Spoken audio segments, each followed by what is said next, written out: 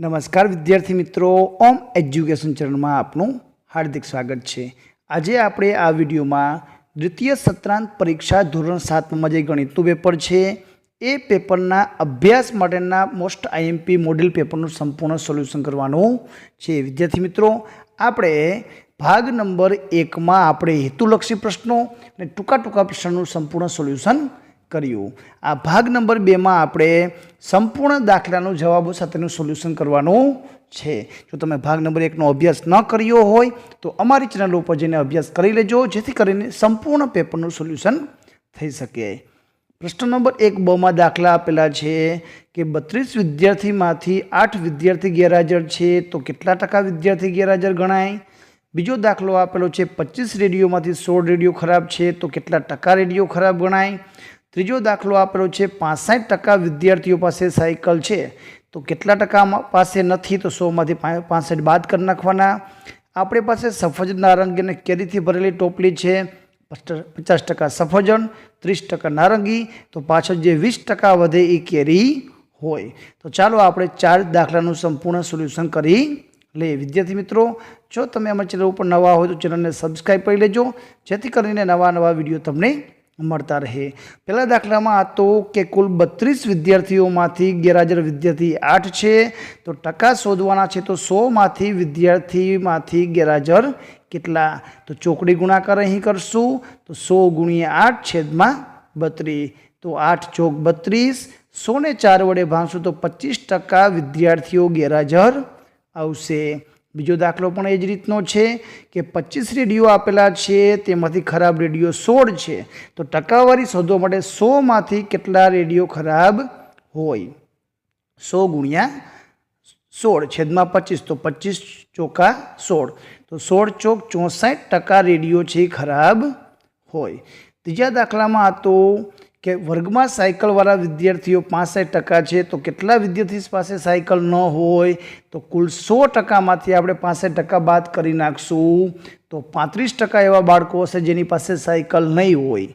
Number 4, સફરજન અને નારંગીની ટકાવારી કુલ 50 અને 30 કુલ 80% આપી છે તો કેરીની ટકાવારી બરાબર 100માંથી 80 બાદ કરી નાખશું તો 20 જવાબ આવશે।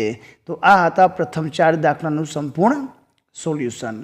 એના પછી વિદ્યાર્થી મિત્રો દાખલા નંબર આગળ જોઈએ તો પ્રશ્ન નંબર 2 આપેલો છે કે એક શહેરની વસ્તી 25,000માંથી ઘટીને 24,500 થઈ તો ઘટાડાની ટકાવારી શોધવાની છે।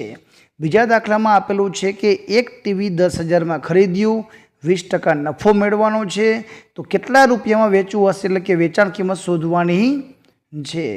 આગળ જોઈએ, ત્રીજા દાખલામાં આપેલું છે કે મીનાતને વ્યાજ લીધેલ રકમ અમુક વાર્ષિક 9%ના દરે 1 વર્ષનું વ્યાજ 45 રૂપિયા ચૂકવતી હોય તો વ્યાજે લીધેલ રકમ એટલે કે પી મુદ્દલ શોધવાનું છે। તો સંપૂર્ણ 3 દાખલાનું આપણે સોલ્યુશન કરી લઈએ।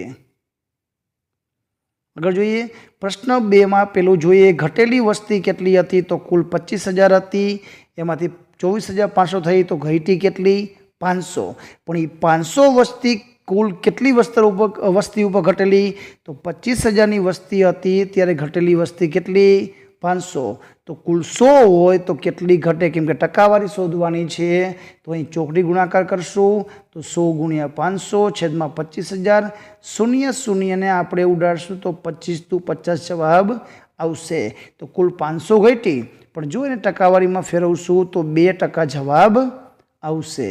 આગળ જોઈએ, મૂળ કિંમત આપણને 10,000 રૂપિયા આપ્યું છે, નફો 20% લેવો છે તો કુલ નફો લઈ લઈએ તો 10,000ના 20%, તો અહીંયા 10,000ના 20% આપણે 0 ઉડાડશું તો 2,000 રૂપિયા નફો લેવાનો છે।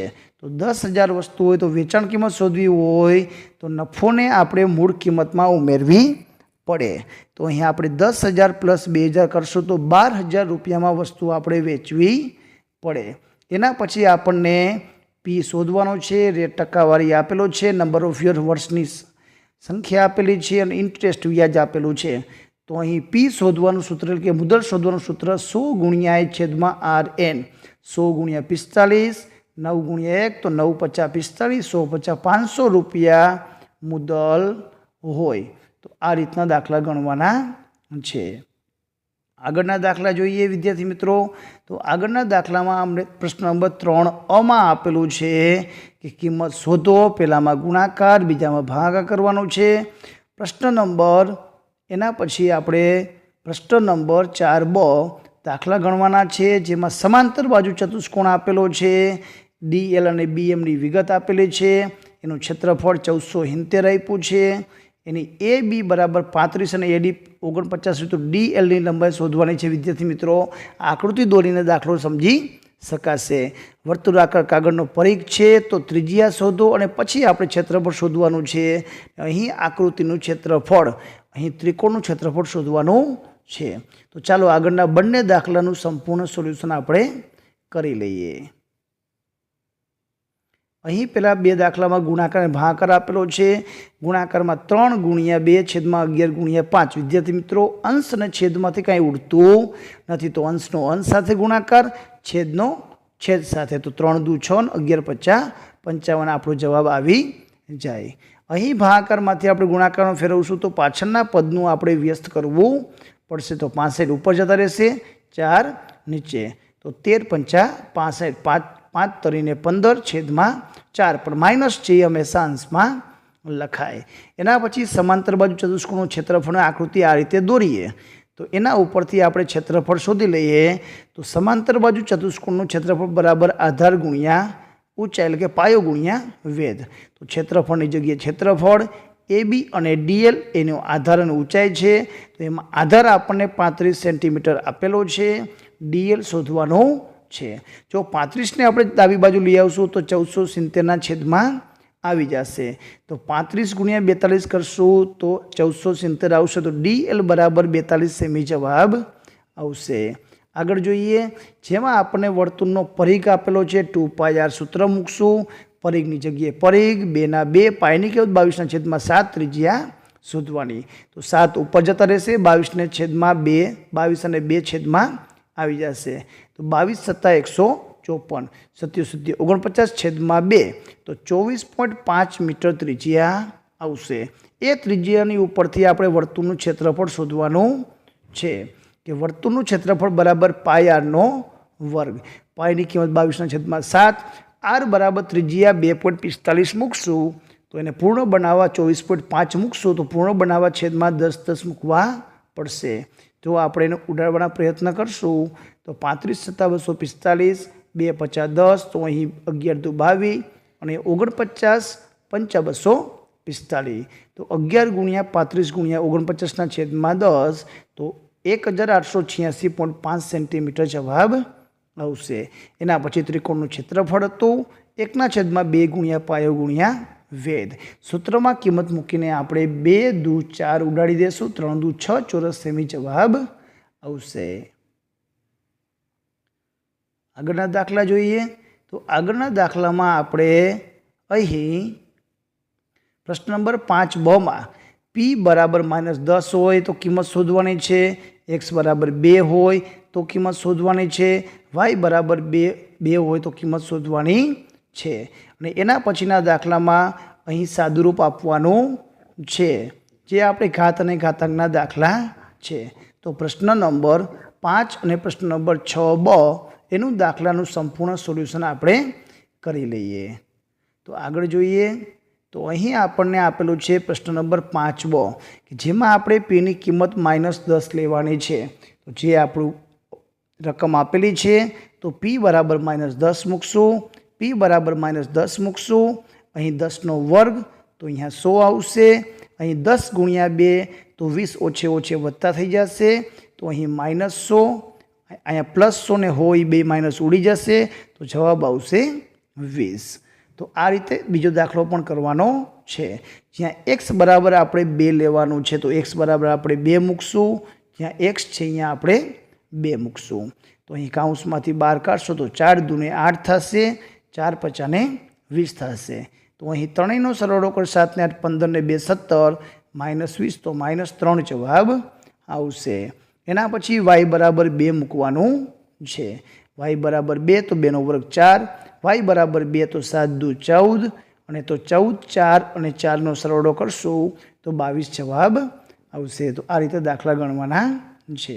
એના પછીનો પ્રશ્ન નંબર 6 આપેલો છે કે જેમાં આધાર સરખા બનાવશું। અહીં 21ના ભાગ કરશું તો 3 સત્તા 21, તો 3 3 ઉડી ગયા। આધાર સરખા છે, ભાગાકાર તો ઘાતની બાદબાકી, 2 માંથી 1 બાદ કરશું। આધાર સરખા ભાગાકાર તો ઘાતની બાદબાકી, તો 8 માંથી 3 જાય તો 7 ગુણ્યા 11 ની 5 ઘાત આવશે।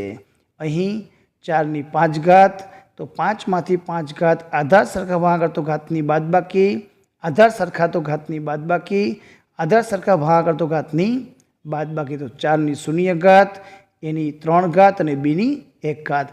કોઈની શૂન્ય ઘાત હોય તો જવાબ હંમેશા 1 આવશે, તો 1 એનો ઘન પ્લસ b જવાબ આવશે। પ્રશ્ન નંબર 3માં પણ ઘાત અને ઘાતાંકના એ જ રીતના દાખલા છે। ઘાતના ઘાતનો ગુણાકાર તો 5 દુ 10, 7 ની 3 ઘાત 7, અને 8નો ઘન છે તો એને આપણે 2નો ઘન તરીકે લખીએ, કેમ કે આપણે આધાર સરખા બનાવવા માટે લખવું પડશે, તો 3 તરી 9। હવે આધાર સરખા ભાગાકાર તો ઘાતની બાદબાકી, આધાર સરખા તો ઘાતની બાદબાકી, તો અહીં 10 માંથી 9 જાય તો 1 ઘાત એટલે કે 2 આવશે, અને અહીં 3 માંથી 2 તો 7 દુ 14 જવાબ આવશે। એ જ રીતનો દાખલો 4, અહીં 10ના ભાગ કરી નાખશું, 2 5 10, અહીં 6ના 2 તરી 6, અને આ 25 છે તો 5ના વર્ગ તરીકે લખશું, તો સરખું ઉડી જશે। આધાર સરખા તો ઘાતનો સરવાળો, 5 ને 2 7, 7 તો એ પણ ઉડી જશે, તો તમે જવાબ ડાયરેક્ટ 1 લખી શકો, અથવા ઘાતની બાદબાકી કરીને પણ શૂન્ય ઘાત આવે તો જવાબ 1 લખી શકો છો। તો વિદ્યાર્થી મિત્રો, આ હતું ધોરણ 7 વિષય ગણિતના દાખલાનું સંપૂર્ણ સોલ્યુશન। જો તમને વિડીયો ગમ્યો હોય તો લાઈક કરજો, તમારા મિત્રોને શેર કરજો, જેથી કરીને તે પણ અભ્યાસ કરી શકે।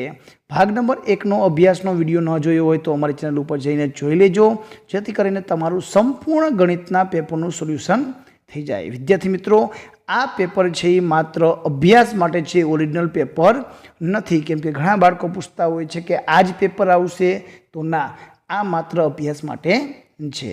આભાર, ધન્યવાદ।